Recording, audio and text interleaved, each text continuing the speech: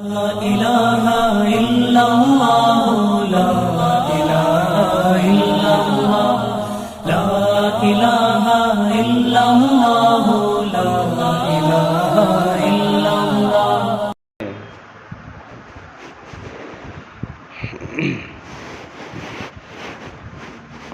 السلام علیکم ورحمۃ اللہ وبرکاتہ. الحمد للہ کفا والسلام علی عباده الذین اصطفى اما بعد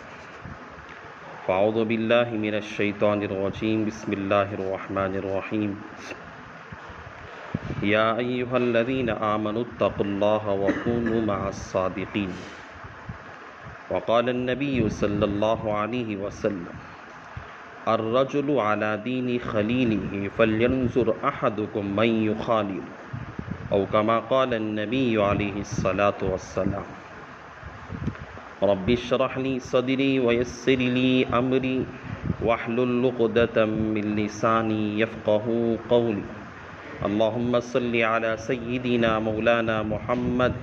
فی اول کلامنا. اللہم صل علی سیدنا مولانا محمد فی اوسط کلامنا. اللہم صل علی سیدنا مولانا محمد فی آخر کلامنا. معزز سامعین کرام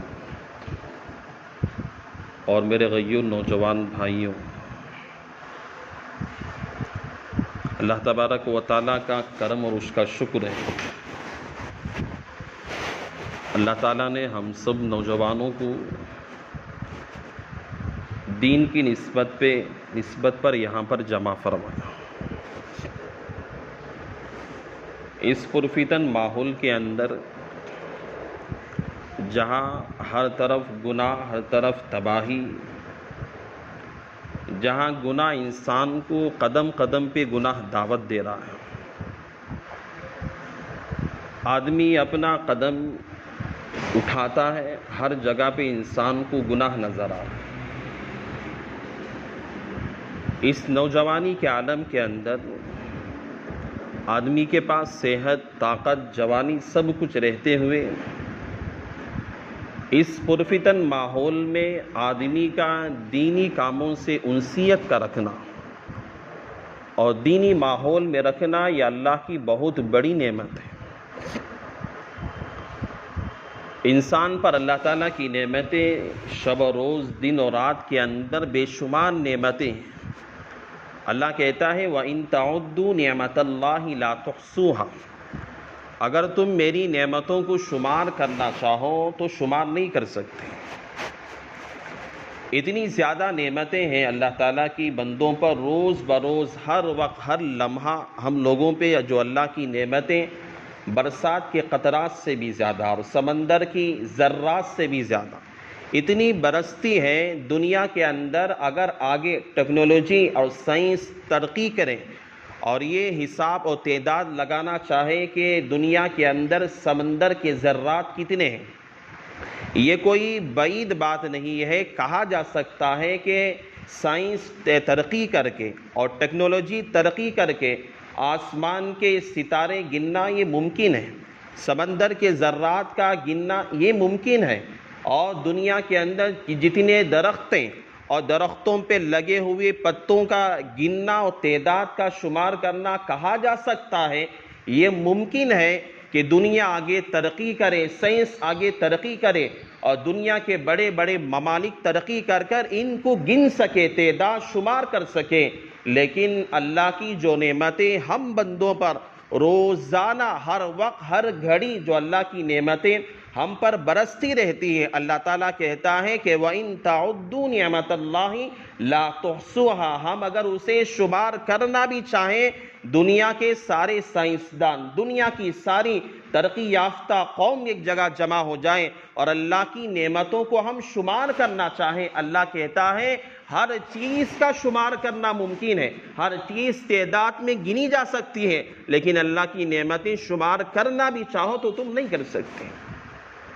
اللہ کی نعمتیں ہم بندوں پر بہت زیادہ نعمتیں ہیں، ہم اسے شمار نہیں کر سکتے۔ ہر نعمت اللہ کی بہت عظیم الشان نعمتیں ہم بندوں پہ برستی ہے، کبھی ہم اس کا ذرہ برابر بھی ہم اس کے بارے میں کبھی سوچتے نہیں ہیں۔ دیکھیے جو اللہ کی نعمتیں ہم بندوں پہ ہیں، ان نعمتوں میں سے اللہ تعالیٰ کی نعمت انسان کے لیے زندگی کا ہونا، یہ بہت بڑی نعمت ہے، اور اس کے اندر انسان کے اندر تین مراحل انسان کے ساتھ لگے ہوئے ہیں۔ ایک ہے مرحلہ انسان کا پیدائش کے بعد کا مرحلہ۔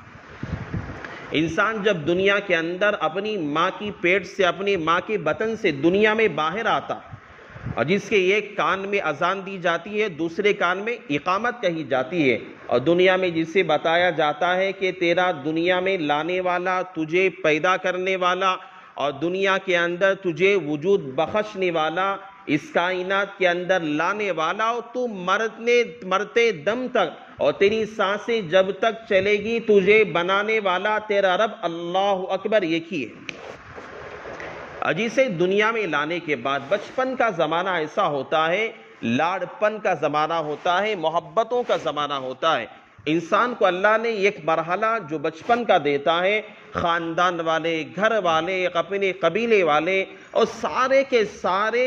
یہ محبتوں کا بچہ مرکز بن جاتا ہے۔ ہر جو ہے بچے کا ماموں ہے، بچے سے محبت کرتا ہے، چاچا ہے محبت کرتا ہے، خالہ ہے محبت کرتی ہے۔ جب تک یہ بچپن کا زمانہ ہے یہ محبتوں کا مرکز ہے، اور ہر خاندان والا، باپ کے خاندان والا، ماں کے خاندان والا، نانا کے خاندان والا، ہر انسان، ہر فرد اور خاندان کا ہر فرد چاہتا ہے کہ میں بچے کو اپنے گلے سے لگاؤں، محبت کروں، پیار کروں۔ اللہ ایک مرحلہ انسان کو یہ دیتا ہے، بچپن کا مرحلہ ہے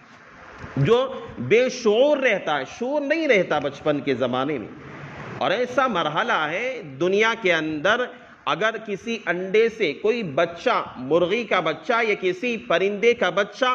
دنیا میں باہر آتا ہے، اسے معلوم ہوتا ہے کہ باہر آنے والے انڈے سے نکلنے والا جو بچہ ہے اسے معلوم ہے کہ وہ چلتا پھرتا ہے، دانے چگتا ہے، اپنی غذا سمجھ کے استعمال کرتا ہے۔ لیکن اللہ نے ہم انسانوں کو ایسا بنایا کہ دنیا کے اندر انسان آنے کے بعد اتنا شعور بھی نہیں رہتا کہ وہ کھائے تو کیسے کھائے، پیے تو کیسے پیے، اور اپنی زندگی گزارے تو کیسے گزارے۔ بھوک لگتی ہے، چھوٹا سا مرغی کا بچہ اور کسی پرندے کا بچہ انڈے سے نکلنے کے بعد اور وہ اپنے پیروں سے چل کے جا کے غذا کو اور دانوں کو چگتا ہے اور اپنی غذا سمجھ کے کھاتا ہے، اپنا پیٹ بھرتا ہے۔ لیکن انسان ایسا نہیں کرتا۔ انسان دنیا کے اندر آنے کے بعد بھوک لگتی ہے تو یہ نہیں کہتا کہ اپنے پیروں سے چل کے جا کے وہ دودھ کو پیے، اپنے پیروں سے چل کے جا کے وہ پانی کو استعمال کرے، اپنا پیٹ بھرے۔ اللہ نے انسان کی پیدائش کے بعد اتنا شعور بھی نہیں اللہ نے رکھا کہ وہ ایک معمولی سا پرندہ اور ایک مرغی کا جو بچہ ہے اس کے اندر جو شعور پایا جاتا ہے، اتنا شعور بھی ایک انسان کے اندر نہیں رہتا۔ بلکہ جب بھوک لگتی ہے تو بچہ رونے لگتا ہے، پیاس لگتی ہے بچہ رونے لگتا ہے، اور ماں سمجھتی ہے کہ اب میرے بچے کو بھوک لگی ہوئی ہے، ماں سمجھتی ہے کہ میرا بچہ اب جو ہے بھوکا ہو گیا ہے، ماں اسے دودھ پلاتی ہے، بچے کا پیٹ بھرتی ہے۔ تو اللہ نے بچپن کا زمانہ ایسا رکھا جو شعور نہیں رہتا، بغیر شعور کا زمانہ، اور انسان جب بڑھتے بڑھتے جاتا ہے انسان کے اندر تھوڑا تھوڑا شعور بڑھتے جاتا ہے، اور اللہ نے انسان کا یہ مرحلہ ایسا رکھا ہے جو آدمی گناہوں سے پاک رہتا ہے، گناہوں سے صاف رہتا ہے، کبھی گناہ کا خیال نہیں آتا۔ اور بچے تو گناہوں سے معصوم رہتے ہیں، ہمیشہ طاہر رہتے ہیں، گناہوں سے پاک رہتے ہیں، کینے سے پاک رہتا ہے بچہ، بغض سے پاک رہتا ہے، عداوتوں سے پاک رہتا ہے، گناہ کبیرہ سے پاک رہتا ہے، گناہ صغیرہ سے پاک رہتا ہے، ہر گناہ سے بچہ پاک اور صاف رہتا ہے۔ یہ انسان کا ایک مرحلہ ہے جو اللہ بغیر شعور کے انسان کو دنیا میں لاتا ہے، اور یہ مرحلہ بہت زیادہ بہترین مرحلہ ہے، اور ہر بچہ یہ چاہتا ہے کہ میں بچہ ہی رہوں اور میرے ساتھ میرے خاندان کا فرد میرے ساتھ محبت اور الفت کے ساتھ میرے ساتھ پیش آئے۔ اور جب انسان بڑھنے لگتا ہے، بچہ جب بڑھنے لگتا ہے، وہ محبتیں جو خاندان والے بچے کے ساتھ کرتے ہیں وہ محبت باقی نہیں رہی تھی جو ایک چھوٹے بچے کے ساتھ کیا جاتا ہے۔ آپ کے ساتھ آپ کے بچپن میں جو محبت ماں باپ کیا کرتے تھے اور جو آپ کے خاندان والے محبت کیا کرتے تھے وہ محبت آج نہیں ہے۔ وجہ کیا ہے؟ اللہ نے بچپن کے اندر پورے خاندان قبیلے کے اندر اللہ بچے کی محبت کو اللہ بانٹ کے رکھ دیتا۔ یہ مرحلہ بہت بہترین مرحلہ اللہ نے بنایا، اور ایک مرحلہ انسان جب آگے بڑھتے بڑھتے انسان جب ترقی کرتا ہے، انسان کا ایک مرحلہ وہ بھی آتا ہے جو انسان جب جوانی کی دہلیز پہ قدم رکھتا ہے، اور جب جوانی کی دہلیز پہ قدم رکھتا ہے یہ بہت اہم مرحلہ ہے۔ اور آدمی کے اندر بچپن کا جب زمانہ ہے طاقت نہیں رہتی، کمزوری رہتی ہے، آدمی بچہ ہے کچھ کر نہیں سکتا، اور کچھ آدمی بچے کے اندر اتنی طاقت نہیں رہتی ہے کہ کچھ کہہ نہیں سکتا، کوئی گناہ نہیں کر سکتا۔ اور جس طرح بچے کے اندر جو کمزوری ہوتی ہے، انسان جب بوڑھا ہو جاتا ہے ساری چیزیں بچے کی طرح منتقل ہو جاتی ہیں۔ جس طرح بچہ اپنے بچپن میں چاہتا ہے کہ کوئی میرا سہارا بنے، بچہ جیسے چاہتا ہے کہ میری ماں اپنے سینے سے مجھے لگائے، میری ماں میرا خیال رکھے، میری ماں میری طبیعت کا خیال رکھے، بچہ جیسے چاہتا ہے، انسان کا جب مرحلہ تیسرا مرحلہ جوانی کے بعد کا جو مرحلہ انسان بوڑھا ہو جاتا ہے تب بھی اس کے اندر یہ خیال آتا ہے کہ جس طرح ایک چھوٹا سا بچہ یہ خیال کرتا ہے کہ میرے لیے کوئی سہارا میری ماں آ جائے، اور پکارتا ہے، روتا ہے اور چلاتا ہے بھوک کے لگنے پر، کوئی تکلیف کے ہونے پر، پیٹ میں دکھنے پر اور کوئی تکلیف ہونے پہ جو ہے اپنی ماں کو پکارتا ہے، روتا ہے۔ تو انسان جب بوڑھا ہو جاتا ہے، ہڈیاں کمزور پڑ جاتی ہے، اس وقت تو شعور جو ہے کمزور نہیں بلکہ پختہ ہو جاتا ہے، لیکن ہڈیاں اس کی کمزور ہو جاتی ہے، طاقت کمزور ہو جاتی ہے، اور اس کی صلاحیتیں پھیکی پڑ جاتی ہے۔ انسان چاہتا ہے کہ کوئی تو میرا سہارا بنے، کوئی تو میرا سہارا بنے، جس طرح ایک بچہ چاہتا ہے کہ میرا سہارا بنے،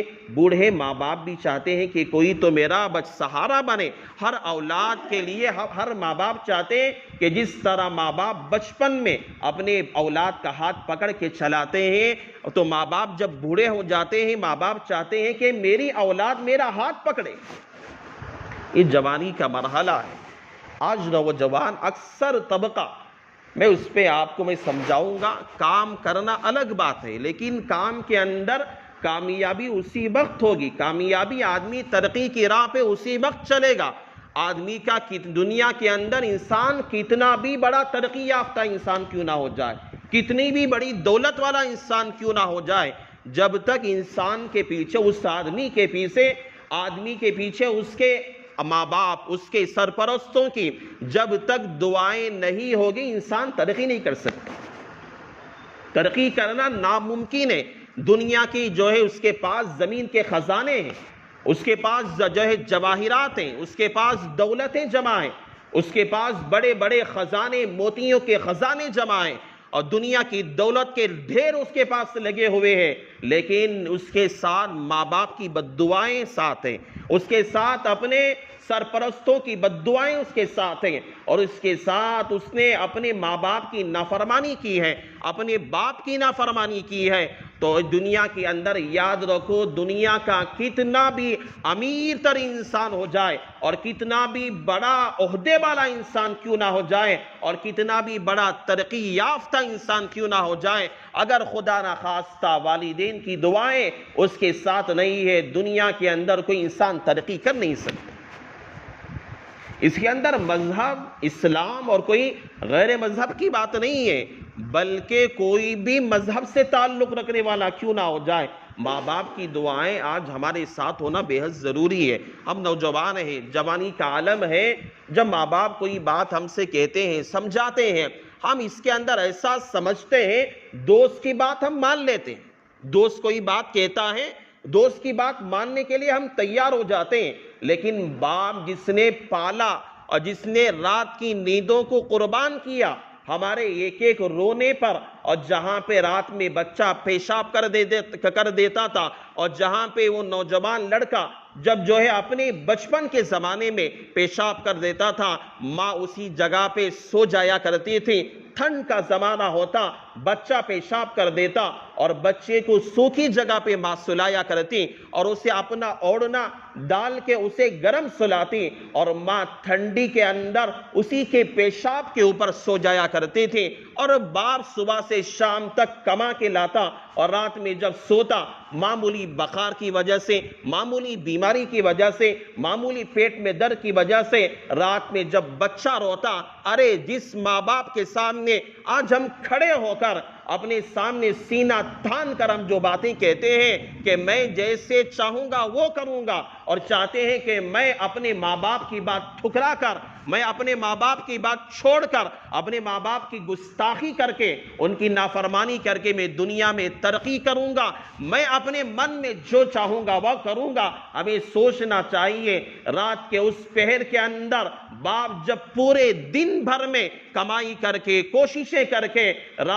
پورا دن بھر میں محنت مزدوری کر کے رات میں آ کر سوتا ہے، بچہ جب رونے لگتا ہے باپ کی نیند جو ہے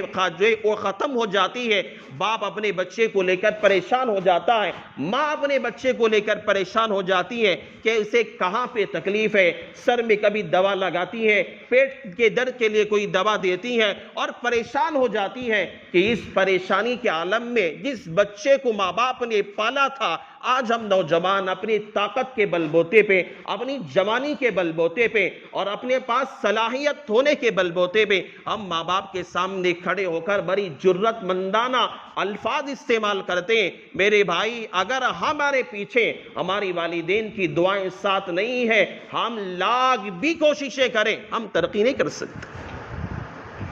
یہ بات میری لکھ کر جائیے، آپ لاکھ کوشش کر لیں، آپ کسی بھی لائن کے اندر، آپ کسی بھی دنیا کے لائن میں آپ چلی جائیے، آپ کبھی کبھی سوچنے لگیں گے، ارے میں نے تو اپنی باپ کی بات کو ٹھکرا دیا تھا، اسے تو میں اپنے ماں کی بات کو ٹھکرا دیا، میں تو اچھا ترقی کر رہا ہوں۔ کبھی اللہ تعالیٰ ڈھیل دیتا ہے اور یہ بات اسے سمجھ میں نہیں آتی ہے، بس جب آدمی ترقی کی راہ پہ رہتا ہے، کبھی اسے جب ٹھوکریں لگتی ہیں تب باپ یاد آتا ہے، تب ماں یاد آتی ہے، تب ہاں سوچنے لگتا ہے کہ ہاں میری ماں نے میرے لیے جو نصیحت کی تھی، میرے باپ نے جو میرے لیے رہنمائی کی تھی، یہ میرے لیے بالکل صحیح تھا، کاش کہ میں اپنے باپ کی بات کو مان لیتا، کاش میں اپنی ماں کی بات کو مان لیتا، کاش میں اپنی ماں باپ کی رہنمائی کی ہوئی باتوں پہ چلا کرتا، آج پچھتاوے کی ضرورت نہ پڑتی۔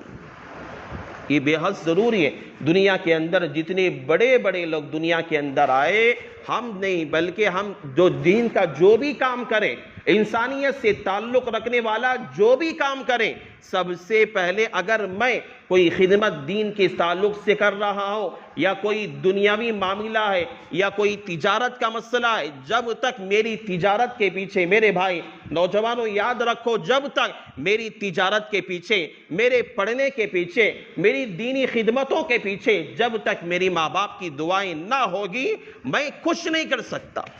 کچھ نہیں کر سکتا۔ اگر میں یہاں بیٹھ کر کوئی آپ کے سامنے تقریر کر رہا ہوں یا خطاب کر رہا ہوں، میں خدا کی قسم اللہ کے گھر میں بیٹھ کر کہہ رہا ہوں، یہ بھی میری ماں باپ کی دعاؤں کا صدقہ ہے۔ اگر وہ دعائیں نہ کرتے، اگر ہمارے لیے اللہ کے سامنے ان کی دعائیں ہمارے سروں پہ نہ ہوتی، آج میں بھی یہاں بیٹھ کر آپ کے سامنے کچھ بولنے کے لائق نہ ہوتا۔ یہ سب ہماری ماں باپ کی دعاؤں کا صدقہ ہے۔ حضرت تھانوی رحمۃ اللہ علیہ اپنے کتاب میں ایک واقعہ لکھتے ہیں۔ حضرت تھانوی لکھتے ہیں کہ ایک آدمی تھا جس کے خاندان میں وراثت تقسیم کی گئی، اور اس نے کہا کہ بھائی جو بھائی کو جو میراث میں وراثت چاہیے، جو حصہ چاہیے وہ لے لے۔ سب بھائیوں نے اپنا اپنا حصہ لے لیا، چلے گئے. اس نے کہا کہ مجھے کوئی نہ مکان چاہیے، نہ پیسہ چاہیے، نہ روپیہ چاہیے، بس مجھے ماں باپ چاہیے، وراثت میں مجھے ماں باپ چاہیے. دوسرے بھائی تھے، بھائی بہن تھے، اپنا اپنا حصہ لے لیے، چل لیے، ماں باپ کو چھوڑ کے چلے گئے. اور اس نے کہا کہ ماں باپ کو اپنے ساتھ لیا. غریب انسان تھا، اپنی زندگی بسر کر رہا تھا. ایک مرتبہ رات میں خواب دیکھتا ہے. خواب میں دیکھتا ہے کہ کوئی کہنے والا ہے، کہہ رہا ہے کہ جاؤ فلاں پتھر کے نیچے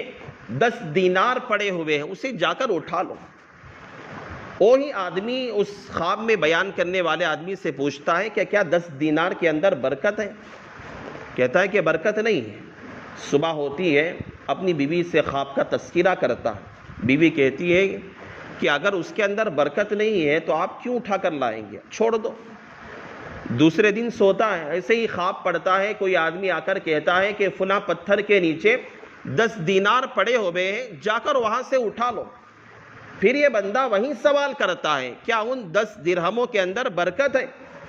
تو خواب میں کوئی کہنے والا کہتا ہے کہ اس میں برکت نہیں ہے. تو پھر وہ چھوڑ دیتا ہے.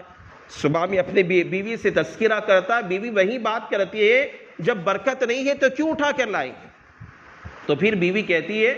جا کر تو دیکھو صحیح طور پہ اس پتھر کے نیچے درہم ہے یا نہیں.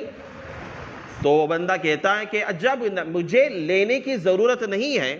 مجھے وہاں اٹھانے کی ضرورت نہیں ہے، تو میں جا کر کیوں دیکھوں، کیا ضرورت ہے مجھے جا کر دیکھنے کی. جب تیسرا دن ہوتا ہے، تیسرے دن پھر رات میں وہی خواب پڑتا ہے. وہی کہنے والا آ کر کہتا ہے کہ فلاں پتھر کے نیچے 1 درہم ہے، جا کر اٹھا لو.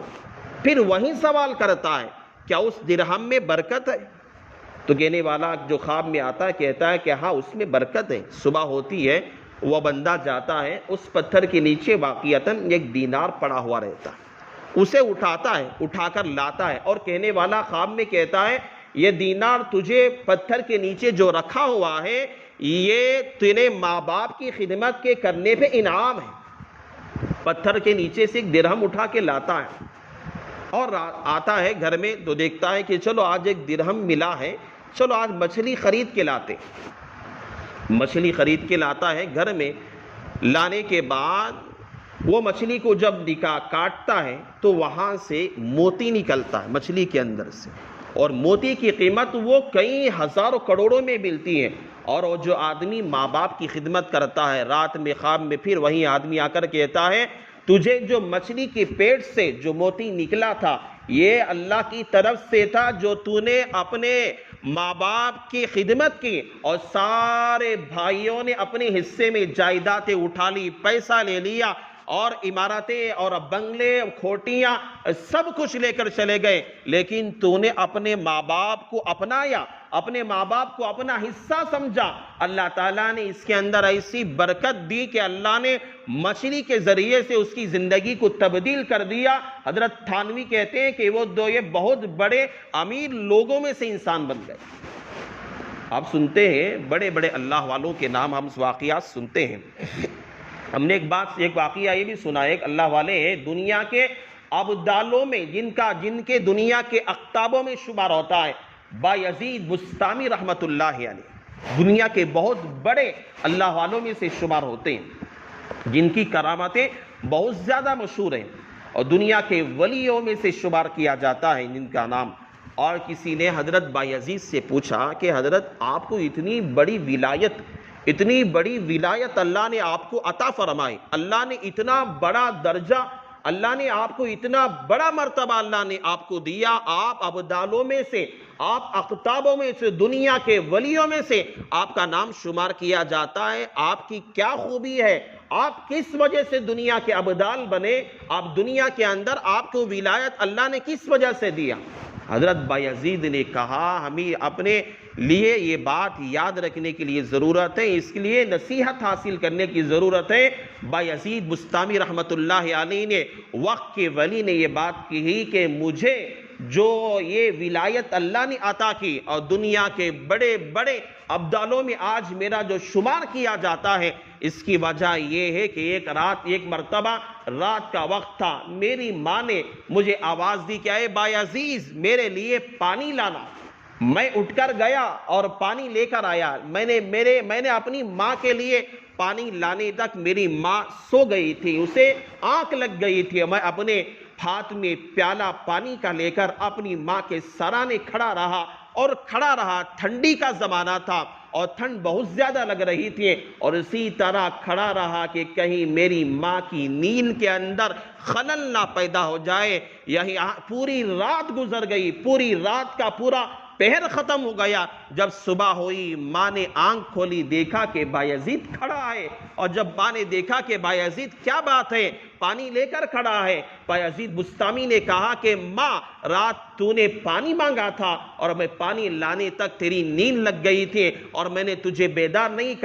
کیا کہ کہیں تیری نیند کے اندر خلل نہ جائے۔ تو اس وقت ماں نے بایزید کو جو دعائیں دی، حضرت بایزید کہتی ہیں کہ میری ماں نے جو دعائیں دی، اس ماں کی دعاؤں کا صدقہ ہے آج دنیا کے ابدالوں میں میرا شمار ہوتا ہے۔ ماں باپ کی دعائیں جب تک ہمارے ساتھ نہیں ہوتی، ہم دنیا کی کسی راہ میں ترقی نہیں کر سکتے، دنیا کی کسی راہ میں ہم کامیابی حاصل نہیں کر سکتے۔ نوجوانی کا عالم ہے، ہم اس ماحول میں دیکھتے ہیں کہ نوجوان بہت زیادہ تعداد نوجوانوں کی ایسی ہے جو اپنے ماں باپ کی نافرمانی میں بہت زیادہ لگے ہوئے ہیں۔ میں تو کہتا ہوں نوجوان اپنے دوست کی بات، میرا دوست ہے، میری بات ماننے کے لیے تیار ہے وہ، لیکن اس کے باپ کی بات ماننے کے لیے تیار نہیں۔ آپ ساتھی ہیں، آپ کا دوست ہے، کوئی دوست کی بات مان لے گا، فلاں جگہ پہ آ جا، فلاں وقت پہ آ جا، فلاں کام کر لے، یہ بات مان لے گا، لیکن باپ کوئی ذمہ داری دیتا ہے، ماں کہتی ہے اپنے بیٹے سے، آج ہم اپنی ماں باپ کی بات ماننے کے لیے تیار نہیں ہے، اور ہم لاکھ پڑھیں، لاکھ کوششیں کریں، رات دن ایک کر دیں، ہم چاہ رہے ہیں کہ ہم کامیاب ہو جائیں۔ نوجوانوں یاد رکھو، جب تک ہمارے پیچھے ہمارے ماں باپ کی دعائیں جب تک نہیں ہوگی، ہم کامیاب نہیں ہو سکتے۔ ایک تابعی ہے اویس قرنی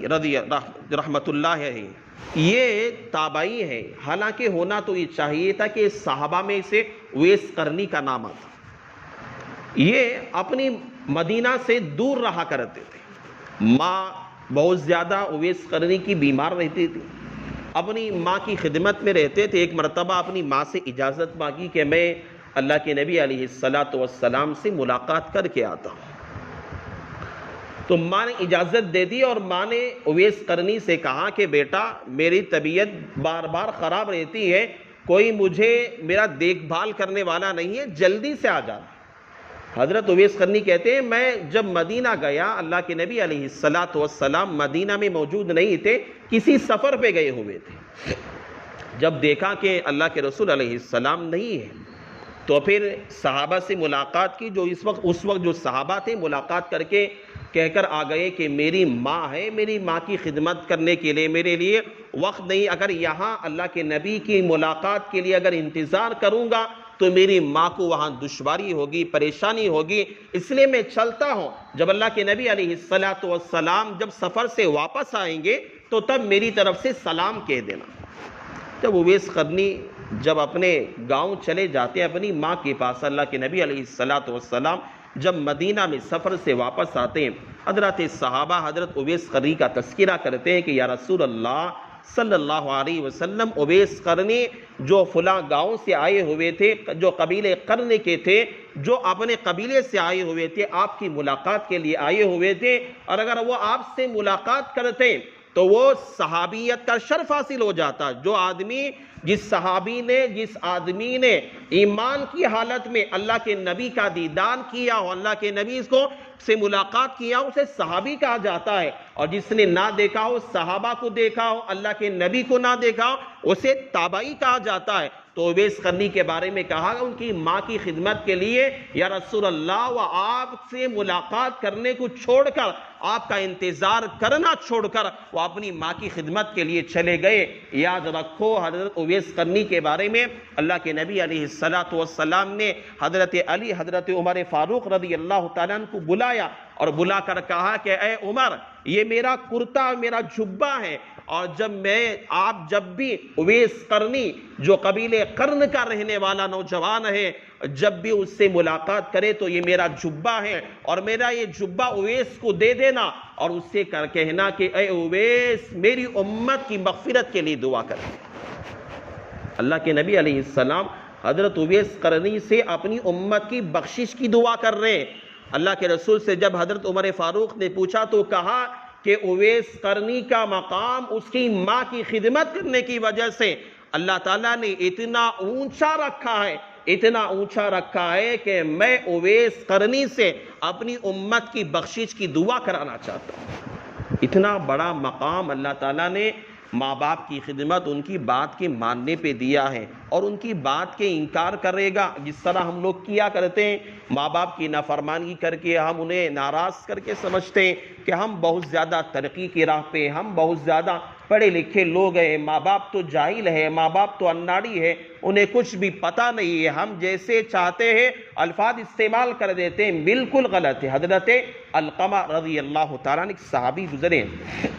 حضرت علقمہ سے ان کی ماں ناراض ہو گئی تھی۔ اللہ کے رسول علیہ السلام کو اطلاع ملی کہ علقمہ رضی اللہ تعالیٰ عنہ کا انتقال ہو رہا ہے، نزع کی حالت لگی ہوئی ہے، لیکن حضرت علقمہ کی نزع کی حالت ہے، روح قبض نہیں ہو رہی لیکن سانسیں چل رہی ہے، جو ہے روح نکلنے کا نام نہیں لے رہی۔ اللہ کے رسول علیہ السلام آئے، حضرت علقمہ کو دیکھا، صحابہ کے ساتھ دے کر کہنے لگے کہ یہ شاید کہ اس کی ماں اس سے ناراض ہے۔ پوچھنے لگے، ماں سے کہا کہ علقمہ کو تم معاف کر دو، ماں نے انکار کر دیا۔ تو اللہ کے رسول علیہ السلام نے صحابہ کو کہا کہ لکڑیاں جمع کرو اور جلاؤ، اور علقمہ کو جو ہے جہنم میں ماں کی نافرمانی کی وجہ سے جانا تو ہے ہی، لیکن دنیا ہی میں ان کی ماں کے سامنے اسے جلا دو۔ لیکن ماں بہرحال ماں ہوتی ہے، بچہ جتنا بھی بڑی غلطی کر دے، ماں کی نافرمانی کر دے، کتنی بھی بڑے الٹی باتیں ماں باپ کو کر دے، کتنا بھی ناراض کر دے، رلا دے، پریشان کر دے، لیکن ماں باپ بہرحال ماں باپ ہوتے ہیں۔ ایک دن بیٹا نظر نہیں آتا، بچہ نظر نہیں آتا، ماں کی نیند حرام ہو جاتی ہے، ماں کی نیند حرام ہو جاتی ہے۔ میرے گھر کے اندر ہم 8 بھائی ہیں، کتنے؟ ہم 8 بھائی ہیں۔ ہمارے بھائیوں میں سے کوئی میرا بھائی غلطی کر دیتا ہے اور میرے والد اسے ڈانٹ کے باہر بھگا دیتے ہیں، ایک رات بھگانے کے بعد بھی، اسے باہر کرنے کے بعد بھی، میں بات خدا کی قسم کھا کے کہہ رہا ہوں، اتنے بھائی ہم رہنے کے باوجود میں میری والدہ رات میں نیند نہیں کرتی، بار بار اٹھ کر دیکھتی رہتی ہے کہ شاید کہ آ گیا ہے، پوری رات نیند نہیں کرتی، اور کسی بہانے سے میں جا کر اگر اٹھ کر باہر سے لا کر اسے اندر گھر کے اندر، جب والد میرے سو جاتے ہیں اسے اندر لا کر میں جب اسے سلا دیتا ہوں، ماں جب دیکھتی ہے میری والدہ کہ ہاں آ گیا ہے یہ بھی، تب اطمینان سے سوتی ہے۔ کتنی بھی بڑی غلطی کر لے بچہ، لیکن ماں باپ بہرحال ماں باپ ہوتے ہیں۔ حضرت علقمہ رضی اللہ تعالیٰ عنہ کی والدہ نے جب دیکھا کہ میرے بچے کو جلا رہے ہیں، اللہ کے رسول علیہ السلام سے کہا کہ اسے مت جلاؤ، میں نے اپنے بچے کو معاف کر دیا۔ جیسے ہی علقمہ کی ماں نے معاف کیا، فوراً روح قبض ہو گئی، آسانی سے دنیا سے رخصت ہو کے چلے گئے۔ ماں باپ کی اگر نافرمانی کرتے ہیں، یاد رکھو دنیا کے اندر کتنا بھی بڑا اپنے اندر ترقی یافتہ انسان ہو، دنیا کے اندر ٹھوکریں کھاتا پھرے گا۔ یا تو یہ ہوگا کہ نوجوان اپنی نوجوانی کی عمر کے اندر ہی دنیا سے رخصت ہو کے چلا جائے گا۔ ماں باپ کی بد دعائیں جب ہوتی ہے، انسان دنیا کے اندر ٹھوکریں کھاتا پھرے گا۔ آپ دنیا میں آپ دیکھیے جن لوگوں نے ماں باپ کو ناراض کیا، پریشان کیا، آج در در کی ٹھوکریں کھاتے پھر رہے۔ وجہ یہ ہے کہ یہ اپنی زندگی کے اندر اپنی جوانی کے بلبوتے پہ اپنے والدین کی بات نہ سنا۔ اس لیے آج میں آپ کو یہ کہنا ہے کہ سب سے پہلے ہم اپنے ماں باپ کا کہنا مانیں، اپنے ماں باپ کی قدردانی پہلے کریں، دوست کی بات بعد میں۔ پہلے ہم اپنے ماں باپ چاہے جاہل ہے، پڑھے لکھے نہیں ہے، لیکن باپ بہرحال باپ ہے۔ ماں پڑھی لکھی نہیں ہے، جاہل ہے، لیکن وہ میری ماں ہے۔ ہمیں ماں باپ چاہے جاہل ہو، اناڑی ہو، لیکن اس کی قدر کرنا پڑے گا۔ اور دوسری بات یہ ہے کہ ہم جب رہتے ہیں اس ماحول کے اندر، ہم اپنے رہنے والے ساتھی کا خیال کریں، میں آج اس ماحول میں رہ رہا ہوں، میرے ساتھ رہنے والا کون ہے؟ حدیث میں آتا ہے الرجل علی دین خلیلہ، آدمی اپنے دوست کے دین پہ ہوتا ہے، دوست جیسا رہے گا، آج ہماری عادتیں بھی ویسی بنتی ہیں، اگر اچھی دوستی کریں گے عادتیں اچھی پیدا ہوگی، اگر دوستی برے لڑکوں کی ہم کریں گے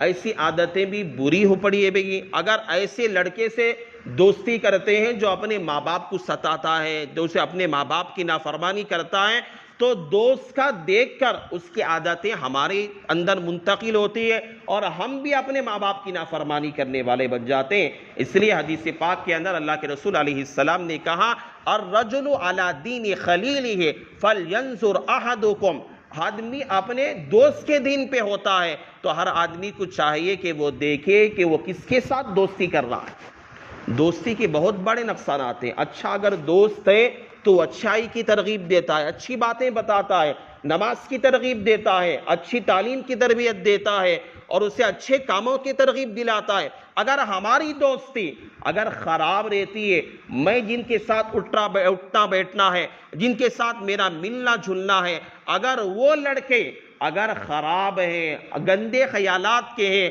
اگر ان کی عادتیں خراب ہیں تو وہ عادتوں کا اثر میرے اوپر ضرور پڑے گا، کیونکہ اللہ کے رسول علیہ السلام نے اچھے دوست کی مثال مشک سے دی ہے۔ کوئی آدمی مشک رکھا ہوا ہے، بازو میں بیٹھنے والا ہے، مشک کی خوشبو سے وہ محروم نہیں ہوگا۔ اور برے دوست کی مثال ایسی ہے، کوئی آدمی آگ کی بھٹی میں گیا ہوا ہے اور آگ کی بھٹی میں بیٹھا ہوا ہے تو کم سے کم اسے آگ نہ لگے تو کم سے کم آگ کا دھواں تو اسے لگے گا ہی، وہ بدبودار ہو کر آگ کی بھٹی سے باہر نکلے گا۔ اس لیے آج ہمیں دیکھنا ہے کہ میرے ساتھ اٹھنے بیٹھنے والا میرا دوست کیسا ہے، میں کس کے ساتھ دوستی کر رہا ہوں، میں کس کے ساتھ گھوم رہا ہوں، میں کس کے ساتھ پھر رہا ہوں، اور تو میری عادتیں اس کے ساتھ ہو رہی یا نہیں۔ دوستی اچھی کریں گے نوجوانوں، یاد رکھو ہماری عادتیں بھی اچھی بنے گی، ہم اچھے اخلاق والے بنیں گے۔ اگر ہم نے بد اخلاق سے دوستی کی ہے ہمارے اندر بھی اخلاق اچھے نہیں آئیں گے۔ اگر ہم لوگوں نے ایسے آدمی سے، ایسے نوجوان سے دوستی کی ہے جو زیادہ بیکار رہنے والا ہے، اپنے بڑوں کی کبھی تہذیب نہیں کرتا ہے، بڑوں کے جو ہے خلاف ورزی کیا کرتا ہے، تو اگر ویسا دوست ہے ہمارے اندر بھی وہی عادتیں پیدا ہوگی۔ یہ عادتیں تو دور کی بات ہے، زمانے جو ہے کفر کی حالت کے اندر دو آدمی تھے، میں یہ بات بول کر اپنی بات ختم کر دیتا ہوں، وقت ہو رہا ہے۔ ایک تھے ابی اور ایک تھے عقبہ۔ اپنی کفر یہ دوست بہت زیادہ، ابی اور عقبہ اپنے زمانے کفر کے حالت کے اندر جب اللہ کے نبی علیہ السلام نے ابتدائی دور میں جب دعوت کا کام شروع کیا تھا، یہ بہت زیادہ جگری دوست تھے، بہت زیادہ جگری دوست۔ جہاں جاتے ابی اور عقبہ ایک ساتھ، جہاں کھاتے ابی اور عقبہ ایک ساتھ، اور جہاں بیٹھتے ابی اور عقبہ ایک ساتھ، جہاں بھی جاتے۔ اتنا زیادہ دوستی کا زمانہ تھا، اتنا زیادہ تھا، بہت زیادہ، اور دوستی کی مثالیں مکہ کے اندر دی جاتی تھی۔ ایک وقت ایسا ہوا کہ عقبہ کا مزاج ایسا تھا کہ جب بھی وہ سفر سے واپس آتا تو لوگوں کی دعوتیں کیا کرتا تھا عقبہ، اور جب ایک مرتبہ سفر سے واپس آیا تو اس نے دعوت کی اور سب کو بلایا، اور وہاں اللہ کے نبی علیہ السلام کو بھی دعوت میں بلایا۔ اللہ کے نبی بھی آئے، سب لوگ کھانے سے فارغ ہو رہے تھے، اللہ کے نبی نے عقبہ سے کہا کہ میں تیری دعوت نہیں کھاؤں گا۔ عقبہ نے اللہ کے نبی کو منایا کہ آپ میری دعوت کھا لیں، میرے گھر آئے ہیں اور میں جب بھی سفر سے واپس آتا ہوں تو میں دعوت ہی کیا کرتا ہوں، لوگوں کو کھلاتا ہوں، آپ میرے گھر آئیں بغیر کھانے کے چلے جائیں میرے لیے گوارا نہیں ہوگا، آپ تھوڑا نہ کھانا کھا لیجئے۔ اللہ کے رسول نے کہا کہ میں کھانا کھاؤں گا لیکن تجھے میرے لائے ہوئے کلمے کو پڑھنا پڑے گا، یعنی یہ اقرار کرنا پڑے گا کہ اللہ ایک ہے، میں نے جو دعوت لے کر آیا ہے اور سارے مکہ کے لوگوں کے سامنے میں نے جو دعوت پیش کی ہے اس دعوت کا اقرار کرنا پڑے گا، تجھے کلمہ پڑھنا پڑے گا۔ اللہ نے اسی بہانے سے عقبہ کو توفیق دی۔ عقبہ نے کہا کہ ہاں محمد یعنی صلی اللہ علیہ وسلم میں کلمہ پڑھنے کے لیے تیار ہوں، تو عقبہ نے اللہ کے نبی علیہ السلام کے کہنے پر کلمہ شہادت پڑھ لیا۔ اللہ کے نبی نے خوشی میں آ کر کھانا بھی کھا لیے، کھانا کھا کے چل گئے، اور پورے مکہ کے اندر یہ بات پھیل گئی کہ عقبہ نے اللہ کے نبی کے ہاتھ پہ اسلام قبول کر لیا ہے، ایمان لا لیا ہے، اور انہوں نے اسلام قبول کر لیا۔ اللہ کے قبول کے کرنے پر اللہ کے نبی نے ان کے گھر میں کھانا کھایا۔ یہ بات پورے مدینہ میں پھیل گئی۔ لیکن جو جگری جو دوست تھا ابی، عقبہ کا جو دوست تھا یہ ابی تھا۔ عقبہ کو جب بات معلوم ہوئی، عقبہ کے پاس آیا، کہنے لگا کہ اے عقبہ، تو میرا جگری دوست ہے۔ یاد رکھو، جب دوستی اچھوں کے ساتھ ہوتی ہے، کوئی اچھا کام کرتا ہے، دوست جب اچھا ہوتا ہے، ہاں بھائی تو کام اچھا کر رہا ہے۔ اگر دوست ہمارا برا ہے، اچھا کام بھی ہم کریں گے، رکاوٹیں ڈالے گا، ارے یہ کام ٹھیک کرتا جا، ارے نماز کیا پڑھتا، بیٹھ میرے ساتھ گیم کھیل لے، آج جو گیم چل رہا ہے گیم کھیل لے، یہ میرے ساتھ جو موبائل میں چیٹنگ کر لے، کیا نماز پڑھے گا، نماز کے لیے کیوں جائے گا، روکے گا، شیطان کی شکل میں آ کے روکے گا۔ جو عقبہ سے ابی نے کہا کہ تو میرا جگری دوست ہے، اور میرے کہے بغیر، مجھے بولے بغیر تجھ نے محمد رسول اللہ کا کلمہ پڑھ لیا۔ تو عقبہ نے کہا کہ چھوڑ، اللہ کیا جو محمد نے کہا تھا میں نے وہ کلمہ پڑھ لیا، کیا بات ہے۔ تو ابی جو برا دوست تھا،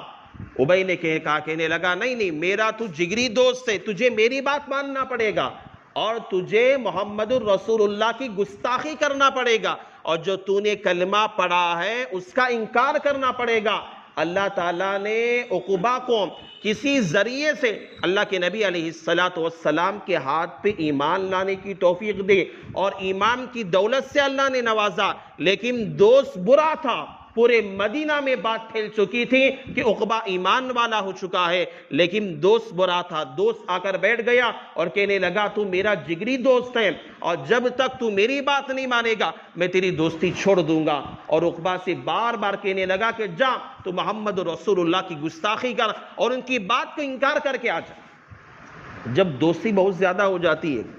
ہم جو ہے یہ نہیں دیکھتے کہ باپ میرے سامنے ہے، بھائی میرے سامنے ہے۔ کئی مرتبہ ایسا ہوتا ہے کہ دوست کی بات پر نوجوان اپنے باپ کی بات کو ٹھکرا دیتا ہے۔ کئی مرتبہ ایسا ہوتا ہے اپنے رفیق، اپنے لخت جگر، اپنے ساتھ رہنے والے دوست کی بات پر اپنی ماں کی بات کو ٹھکرا دیتا ہے، اپنے بڑے بھائی کی بات کو ٹھکرا دیتا ہے۔ اسی طرح عقبہ نے جب دیکھا کہ دوست اس کا جگری دوست ہے بار بار اصرار کر رہا ہے، تو گئے اللہ کے نبی سے کہا کہ میں آپ کے ہاتھ پہ جو ایمان لایا تھا، نعوذ باللہ اس کا میں انکار کرتا ہوں، آپ کے کلمے کو میں رد کرتا ہوں، نعوذ باللہ میں اسلام سے خارج ہو رہا ہوں، میں مرتد ہو گیا ہوں۔ تو نعوذ باللہ کہتے ہیں کہ کتابوں کے اندر لکھا ہے کہ جب جنگ بدر کا موقع آیا تو عقبہ اور ابی یہ دونوں دوست جو ہے جنگ بدر کے اندر انہیں قتل کیا گیا، صحابہ نے جہنم رسید کر دیا۔ عقبہ جو جہنم میں گیا برے دوست کی وجہ سے گیا۔ اگر ابی اس کا اچھا دوست ہوتا عقبہ کا تو یہ کبھی جہنم میں جانے والا نہیں بنتا۔ ایمان جیسی دولت سے اپنے ہاتھ دھو کر جہنم گیا، یہ وجہ کیا تھی؟ دوست خراب تھا۔ دوست ہمارا اچھا رہے گا، نماز کو لے کر آئے گا، مسجد کو لے کر آئے گا، اچھے کاموں کی طرف لے کر آئے گا۔ اگر دوست برا رہا تو ہمیں اچھے کاموں سے بھی روکے گا، نماز پڑھنے سے بھی روکے گا، دین کے کام کرنے سے بھی روکے گا، انسانیت کی خدمت سے بھی روکے گا، اور اچھا جو بھی کام ہوتا ہے تو برا دوستوں کا سے روکتا رہے گا۔ اس لیے ہم جو ہے سب سے پہلی بات ہے اپنے ماں باپ کی قدر کریں گے نہیں کریں گے؟ ہم میں سے ہر آدمی، اللہ مجھے بھی توفیق دے، آپ کو بھی توفیق دے، اپنے ماں باپ کی کبھی ہم گستاخی نہیں کریں گے۔ یہاں سے طے کر کے اپنی بات کو یہ اپنے اندر دل کے اندر یہ داعیہ یہ تہیہ کر کے جائیں، کبھی ہم اپنے ماں باپ کو ناراض نہیں کریں گے۔ ہم ترقی چاہتے، ہمارے ماں باپ کی دعائیں ہمارے ساتھ رہنا چاہیے۔ ہمارے ماں باپ کی جب دعائیں رہیں گی، دنیا کی کتنی بھی بڑی مشکل منزل کیوں نہ ہو جائے، انشاءاللہ ماں باپ کی دعاؤں سے وہ منزل ہمارے لیے آسان ہو جائے گی۔ تو ہم ماں باپ کی خدمت ہمیشہ کریں گے، کبھی ناراض نہیں کریں گے۔ اور دوسری بات ہے، حدیث کے مطابق ہم اپنا دوست اچھا بنائیں گے، اپنا ساتھی ہم اچھا بنائیں گے، تب ہم اپنا ساتھی بنائیں گے، ہمیں نیک کام کرنے بھی، ہمیں